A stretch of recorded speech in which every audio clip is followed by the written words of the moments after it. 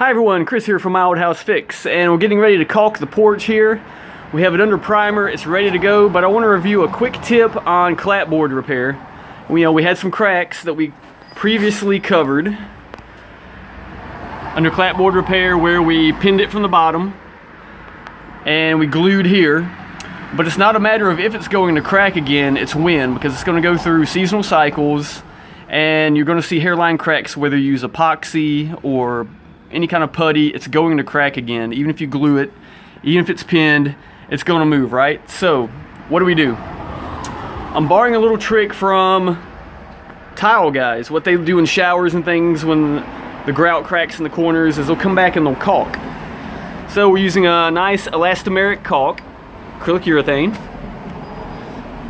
and what we're going to do is just put a small bead in this crack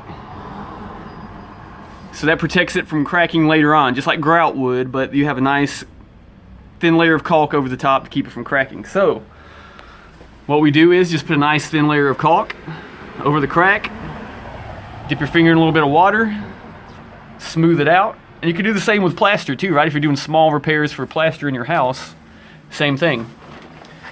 So you can see down here, here's another crack. And again, we don't want to replace the whole piece of wood because it's old growth siding, just because it has a small hairline crack in it. So we'll glue it, pin it if we can. If not, like I said, we'll just caulk along there and we're good to go. So we'll be hitting a few of these spots with some caulk. You see another big one over here. Smooth it out. By the time you put your next coat of primer over it, you will never see it, unless you look super close. So there you go.